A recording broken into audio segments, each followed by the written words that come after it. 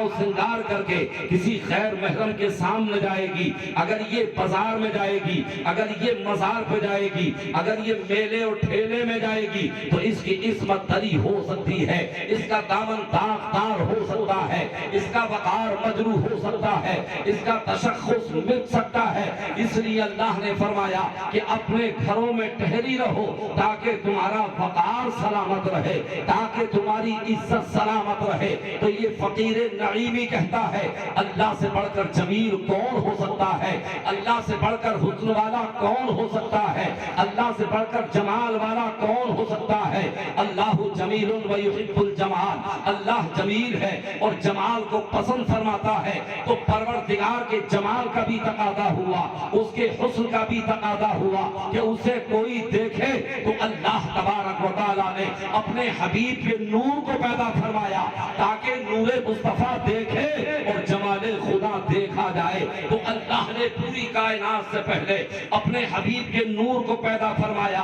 اب سوال یہ پیدا ہوتا ہے، حضرت جابر رضی اللہ تعالی عنہ نبی کی بارگاہ میں عرض کرتے ہیں یا رسول اللہ، اللہ نے سب سے پہلے کس چیز کو پیدا فرمایا؟ تو سرکار نے فرمایا یا جابر ان اللہ خلق نورا نبی کا قبل الاشیاء، اے جابر اللہ نے سب سے پہلے تیرے نبی کے نور کو پیدا فرمایا۔ اب سوال یہ پیدا ہوتا ہے جب پوری کائنات سے پہلے اللہ نے اپنے حبیب کے نور کو پیدا فرمایا تو یہ نور محمدی رکھا کہاں؟ زمین نہیں تھی کہ زمین پہ رکھا جاتا، آسمان نہیں تھا کہ آسمان پہ رکھا جاتا، چاند و سورج نہیں تھے کہ وہاں رکھا جاتا، عرش و کرسی نہیں تھی کہ وہاں رکھا جاتا، جنت کی بہاریں نہیں تھی کہ وہاں رکھا جاتا، جنت کے محلات نہیں تھے کہ وہاں رکھا جاتا، تو اللہ تبارک و تعالیٰ نے یہ نور محمدی رکھا کہاں؟ تو دو جملوں میں سنو، اللہ نے اپنے حبیب کے نور کو اپنے پاس میں رکھا، یعنی اپنے قرب خاص میں رکھا۔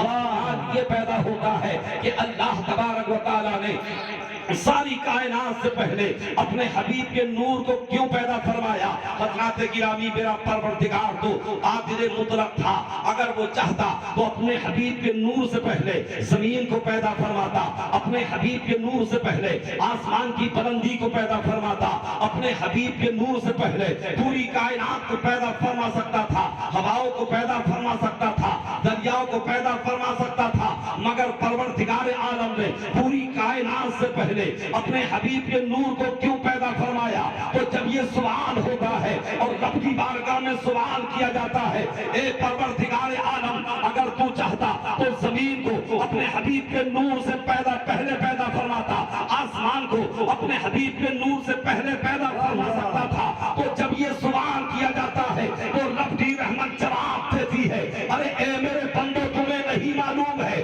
میں قادر مطلق ہوں، مجھے معلوم تھا کہ اگر میں زمین کو پہلے پیدا کر دیتا، اگر میں آسمان کو پہلے پیدا کر دیتا، اگر میں ہواؤں کو پہلے پیدا کر دیتا، اگر میں پانی کو پہلے پیدا کر دیتا، تو ہو سکتا تھا کہ آنے والے زمانے میں زمین میرے محبوب سے اپنی نگاہوں کو ملاتی، عرض کرتی یا رسول اللہ اگر میں نہیں ہوتی تو آپ قدم کہاں رکھتے؟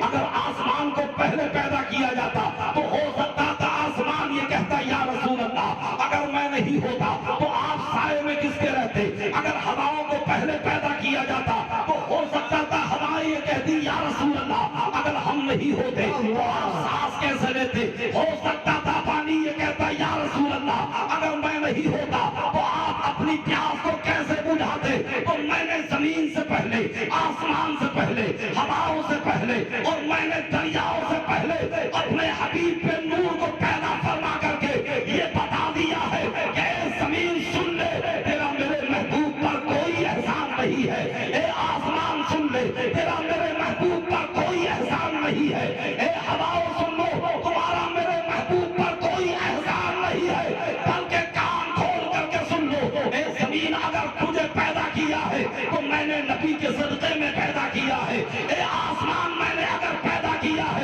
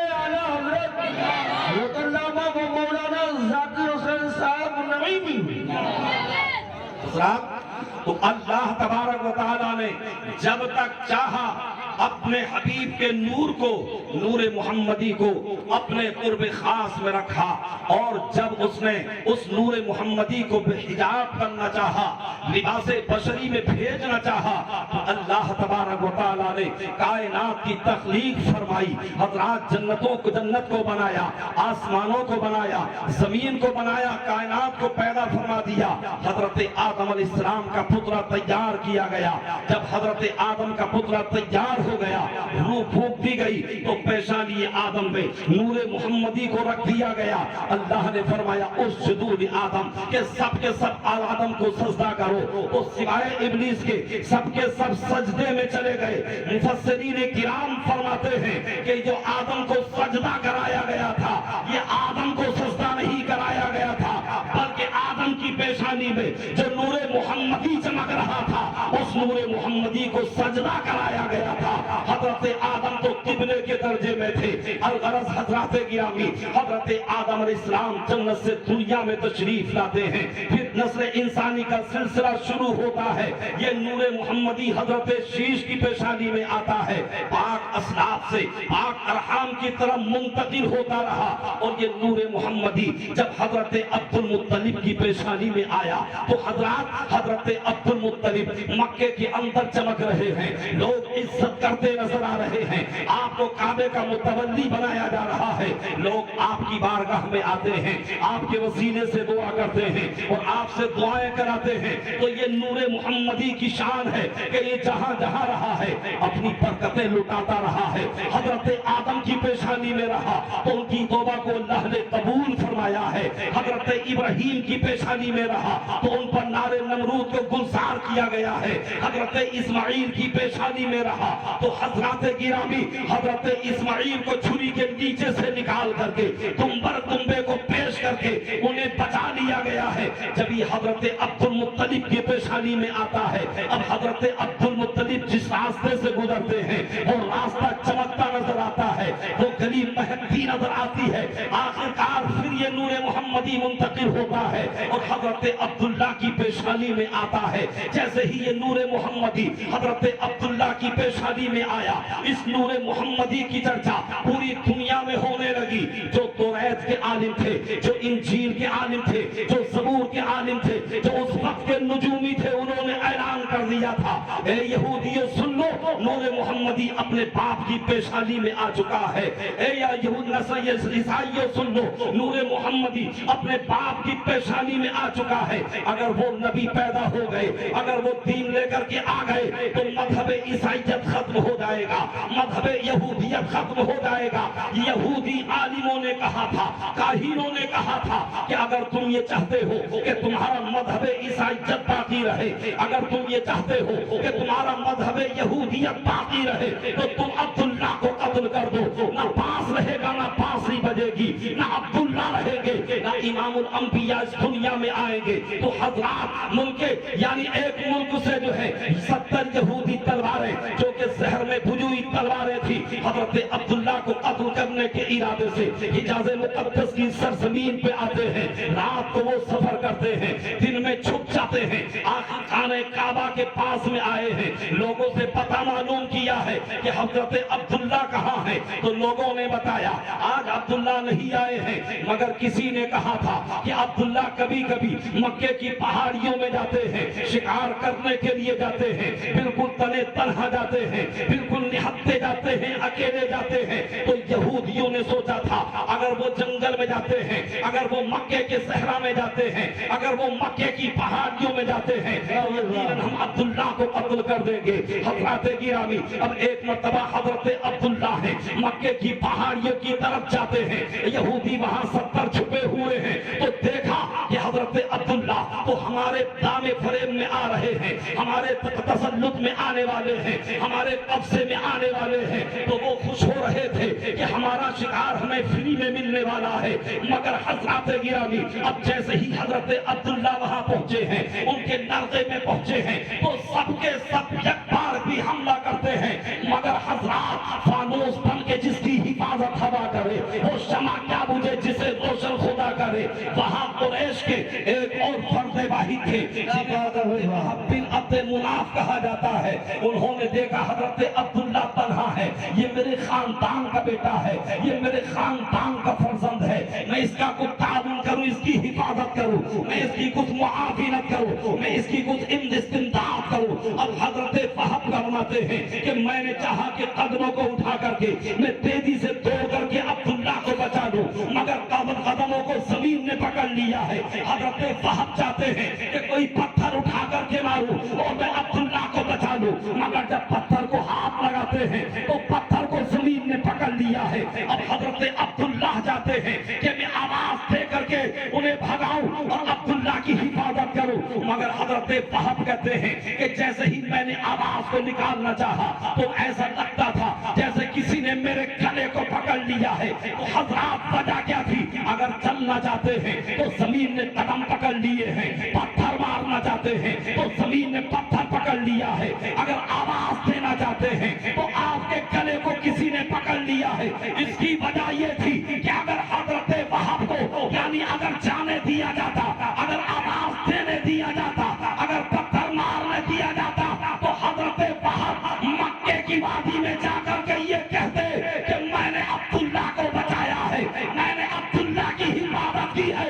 مگر پروردگار کو یہ منظور نہیں تھا کہ جس کی پیشانی میں میرے نبی کا نور ہو اس پر کوئی احسان دکھاتا نظر آئے. نعرہ تکبیر, نعرہ رسالت, جشن عید میلاد النبی, مستق اعلیٰ حضرت.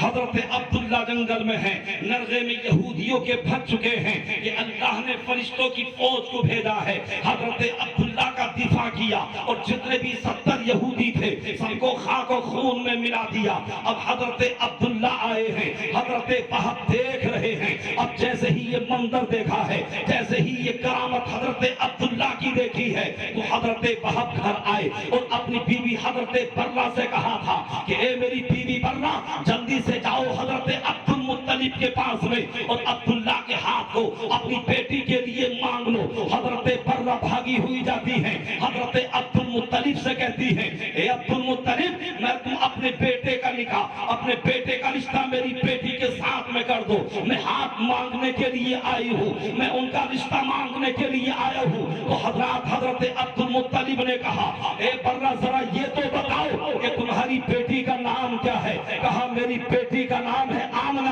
اور آمنہ کے معنی ہوتے ہیں امن دینے والی, سکون دینے والی, راحت دینے والی, چین دینے والی. تو حضرت عبد المطلب نے کہا تھا اس وقت مکے کی وادی میں اگر سب سے اچھا کوئی نوجوان ہے تو میرا بیٹا عبداللہ ہے.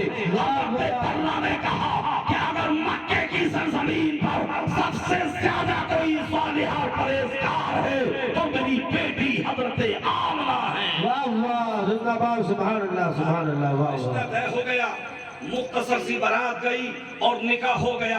مگر حضرت عبداللہ جس راستے سے گزرتے ہیں, حضرات عورتیں تمنا کرتی ہیں کہ عبداللہ ہم سے نکاح کر لو, ہم سے تم شادی کر لو. جب یہ عبداللہ کی پیشانی کے نور کی خبر پوری دنیا میں مستہر ہوئی تھی, پوری دنیا میں پھیلی تھی, جب یہ ملک شام میں گئی تو ملک شام کے بادشاہ جس کی بیٹی کا نام فاطمہ مؤرخین نے لکھا ہے, جب فاطمہ نے یہ سنا کہ نور محمدی عبداللہ کی پیشانی میں آ چکا ہے تو اس کے دل میں یہ تمنا اور تڑپ پیدا ہوئی کہ میں بھی جاؤں اور عبداللہ کو پیغام نکاح دیتی ہوں تاکہ وہ نور محمدی مجھے حاصل ہو جائے اور کل میدان محشر میں میں امام الانبیاء کی فالدہ کہہ کر کے اٹھائی جاؤں. اللہ اکبر. یہ تمنا لے کر کے جب وہ آئی ہے مکے کے پاس میں, مطاف کے پاس میں قیام ڈالا, خانہ کعبہ کا طواف کیا اور طواف کرنے کے بعد عبداللہ کے بارے میں پوچھا. کسی نے بتایا تھا عبداللہ دیکھو وہ طواف کر رہے ہیں, دیکھو جن کی پیشانی چمک رہی ہے,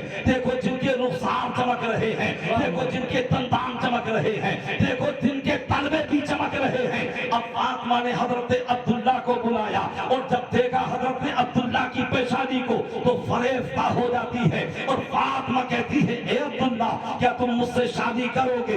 حضرت عبداللہ نے کہا میرا نکاح تو بی بی آمنہ سے ہو چکا ہے, مگر میں اپنے والد والد سے اجازت لوں گا، اور اگر میرے والد نے اجازت دے دی تو میں نکاح ثانی تم سے کروں گا۔ اب رات کو آپ گھر جاتے ہیں، اللہ کی طرف سے یعنی قوت مجامعت اور خواہش مجامعت آپ کے دل میں ڈال دی جاتی ہے۔ حضرت عبداللہ حضرت آمنہ سے یعنی جمع کرتے ہیں اور آپ قربت حاصل کرتے ہیں۔ وہ نور محمدی حضرت آمنہ کے شکم میں پہنچ جاتا ہے، منتقل ہو جاتا ہے۔ حضرت عبد المطلب کے پاس عبداللہ گئے اور جانے کے بعد میں کہا تھا کہ بادشاہ ملک شام کی بیٹی مجھے نیم نکاح کا پیغام دے رہی ہے، اگر آپ اجازت دیں تو کیا میں نکاح کر سکتا ہوں؟ حضرت عبد المطلب نے کہا اے بیٹا عبداللہ تمہیں اجازت ہے، جاؤ تم نکاح کر سکتے ہو۔ اب حضرت عبداللہ گئے ہیں، پہلے تو فاطمہ تمنا کر رہی تھی، پہلے تو فاطمہ آرزو کر رہی تھی، مگر جب اب حضرت عبداللہ گئے ہیں تو اس نے اپنے چہرے کو پھیر لیا ہے۔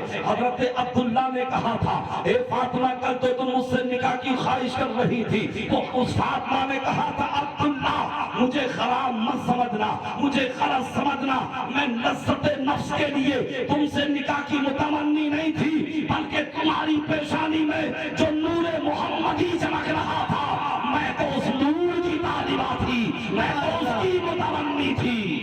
نعرہ تکبیر، نعرہ رسالت، مسلک اعلیٰ حضرت علماء اہل سنت، نعرہ تکبیر، نعرہ رسالت۔ بات آ رہی ہے آپ کے سمجھ میں؟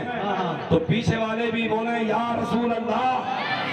ماشاءاللہ لگ رہا ہے کہ جلسہ اپنی اختتامی منزل میں نہیں بلکہ اپنی آغازی منزل میں ہے، اور واقعی حضرات آپ تقریر کرانا جانتے ہیں، تقریر کی نہیں جاتی ہے، تقریر کرائی جاتی ہے، محبت کی نہیں جاتی، محبت ہو ہی جاتی ہے۔ یہ شعلہ خود بھڑکتا ہے، یہ بھڑکایا نہیں جاتا، اور محبت کے لیے چند دل مخصوص ہوتے ہیں، یہ وہ نغمہ ہے جو ہر ساتھ پہ گایا نہیں جاتا۔ حضرات اب حضرت عبداللہ سے فاطمہ نے منع کر دیا کہ میں تم سے نکاح نہیں کروں گی۔ اب حضرت عبداللہ آتے ہیں اور پھر پوری دنیا میں یہ بات مشتہر ہو جاتی ہے کہ وہ نور محمدی اپنی ماں کے صدف رحم میں پہنچ چکا ہے۔ اللہ اکبر۔ جب پتا چلا اور خواب کے ذریعے بتایا گیا کہ اے عبداللہ تمہارے یہاں نبی آخر الزماں پیدا ہوگے، تمہارے یہاں امام الانبیاء پیدا ہوگے، حضرت عبد المطلب کو بھی پتا چلا ہے، حضرت عبداللہ کو بھی پتا چلا ہے۔ حضرت عبد المطلب نے کہا تھا اے میرے بیٹے، اے میرے لال، پھر بی بی آمنہ کے یہاں بچہ پیدا ہوگا تو لہذا ہم مکے والوں کی دعوت کریں گے، ہم ان کی ضیافت کریں گے، تم چلے جاؤ ملک شام اور وہاں سے پیسہ کما کر کے لاؤ۔ اب حضرت عبداللہ ہیں ملک شام والے تجارت لے کر کے گئے ہیں، جب وہاں سے واپس پلٹ رہے ہیں مدینے کے پاس جو کہ مقام ابوا ہے وہاں آپ نے قیام کیا ہے، آپ کی طبیعت خراب ہو جاتی ہے، مکے والوں نے انتظار کیا، جب کئی دن گزر گئے تو حضرت عبداللہ نے کہا تھا اے میرے ساتھیو جاؤ میرا یہ سامان لے کر کے چلے جاؤ، میرا یہ سامان میرے والد کو دے دینا یا میرا سامان میری بیوی آمنہ کو دے دینا۔ اللہ اکبر۔ مکے کے وہ قافلے والے لوگ یعنی واپس پلٹ آتے ہیں، اب جب مکے میں آئے ہیں حضرت عبد المطلب نے کہا تم نے میرے بیٹے عبداللہ کو کہاں چھوڑا ہے، تم نے میرے لقب جگر کو کہاں چھوڑا ہے؟ تو قافلے والوں نے کہا ان کی طبیعت خراب ہے، ناساز ہے، ہم مقام ابا میں چھوڑ کر کے آئے ہیں۔ حضرت عبد المطلب جب یہ سنتے ہیں تو دل پر ایک چوٹ لگتی ہے، اپنے بیٹے حضرت حارث کو بھیجا تھا کہ جاؤ عبداللہ کو لے کر کے آؤ۔ اب حضرت حارث گئے ہیں تو پتا چلا ہے کہ عبداللہ کا وصال ہو چکا ہے، عبداللہ انتقال کر چکے ہیں، عبداللہ اس دنیا میں نہ رہے۔ اللہ اکبر۔ حضرت حارث واپس پلٹ کر کے آئے ہیں، پورا ماجرا عبد المطلب کو سنایا تو حضرت عبد المطلب بھی تڑپ جاتے ہیں۔ حضرت بی بی آمنہ نے کہا تھا اے والد گرامی عبد المطلب میرے شوہر نامدار ابھی تک نہیں آئے ہیں، کیا تمہیں ان کی کوئی خبر نہیں ملی ہے، کیا ان کی کوئی خبر موصول نہیں ہوئی ہے؟ حضرت عبد المطلب نے کہا تھا اے میری بیٹی آمنہ میں کس دل سے بتاؤں، میں کس دل سے تجھے خبر دوں کہ تیرے شوہر حضرت عبداللہ اس دنیا میں نہ رہے، اس دنیا میں نہ رہے، ان کا انتقال ہو چکا ہے۔ اس کے دل سے پوچھئے ناکامیوں کی لذتیں، جو مسافر لٹ گیا ہو جا کے मंजिल के करीब। अभी मुस्तफा जाने रहमत दुनिया में नहीं आए हैं, 4 महीने पहले हजरत अब्दुल्ला का विसाल हो जाता है। अल्लाहु अकबर। हजरत अब हजरत अब्दुल मुत्तलिब खाने काबा का तवाफ करने के लिए गए तो कुछ लोगों ने एतराज किए थे कि देखो तुम्हारे बेटे की बीबी आमना अपने शोहर का गम नहीं मनाती है, अपने शोहर का सोग नहीं करती है। हजरत अब्दुल मुत्तलिब आए, आपको ये बात बुरी लगी, अपनी बीबी हजरत फातिमा से कहा था, ए मेरी बीबी फातिमा आमना से पूछो क्या वो अपने शोहर का गम नहीं मनाती है, क्या वो अब्दुल्ला का सोग नहीं मनाती है। तो हजरत फातिमा ने कहा था जो सवाल आप करवाना चाहते हैं यही सवाल 4 दिन मैंने करना चाहा था, मगर जब मैंने ये सवाल किया तो आमना की पेशानी से एक नूर निकला और मेरी पेशानी से टकरा गया। मैं जमीन पर खसखा करके गिर पड़ी, मेरे अंदर ये जुर्रत नहीं है, मेरे अंदर ये हिम्मत नहीं है। तो हजरत अब्दुल मुत्तलिब जुर्रत करके कहते हैं, ए बेटी आमना जरा ये बताओ क्या तुम अपने शोहर का गम नहीं करती हो, क्या तुम अपने शोहर का सोग नहीं मनाती हो। तो हजरत आमना ने कहा था, ए वालिदे गिरामी आप कैसी बातें कर रहे हैं, जिस दिन से मेरे शोहर की खबर सुनी है मुझे न खाने में मजा आता है, ना मुझे पीने में लज्जत हासिल होती है, मैं तड़पती रहती हूँ, मैं मचलती रहती हूँ। तो हजरत अब्दुल मुत्तलिब ने कहा तो जरा ये बताओ कि तुम कौन सी खुशबू इस्तेमाल करती हो, तुम कौन सी खुशबू लगाती हो। हजरत अब्दुल मुत्तलिब ने कहा तो हजरत आमना ने कहा था आप खुशबू की बातें कर रहे हैं, मैं तो कोई भी खुशबू नहीं लगाती हूँ, बल्कि मैं जब पानी भरने के लिए कुएं पर जाती हूँ तो मेरी बरकत से पानी का कुआं मेरे कद के बराबर आ जाता है और मैं आग पानी भर लेती हूँ। मक्के की औरतें कहती हैं कि ए आमना अभी जल्दी मत करना जाने में, जब तक तुम रहोगी पानी ये ऊपर रहेगा, हम भी पानी को भर लेगी। हजरत आमना ने कहा जब मैं पानी भर के चलती हूँ अगर मैं नोकीले पत्थरों पर कदम रखती हूँ तो वो पत्थर मोम हो जाते हैं, अगर मैं पत्थरों के पास से गुजरती हूँ तो वो मुझ पर सलाम भेजते नजर आते हैं, अगर मैं दरख्तों के सामने से गुजरती हूँ तो दरख्त मुझ पर सलाम भेजते नजर आते हैं, अगर मैं जानवरों के पास से गुजरती हूँ तो जानवर मुझे सलाम करते नजर आते हैं। इतने में हजरत अब्दुल मुत्तलिब की बीबी हजरत फातिमा आ गई, थोड़ी सी मिट्टी लेकर के आई, हजरत अब्दुल मुत्तलिब से कहा था वो ये मिट्टी सूंघ करके देखो, इस पर हजरत आमना का हाथ लगा है। जब अब्दुल मुत्तलिब ने सूंघा तो वो मिट्टी महक रही थी, जब तकिए को देखा तो तकिया महक रहा था, जब बिस्तर को देखा तो बिस्तर महक रहा था, जब कमरे को देखा तो कमरा महक रहा था। आमना ने कहा था इसमें मेरा कोई गुनाह नहीं है, मेरी पेशानी मेरे शिकंबे जो बच्चा बन रहा है ये इस बच्चे की करामत है, ये इस बच्चे की बरकत है। और आला हजरत कहते हैं कि उनकी महक ने दिल के खूंचे खिला दिए हैं, जिस राह पर दिए हैं कूचे नारे तकबीर, नारे रिसालत, जश्न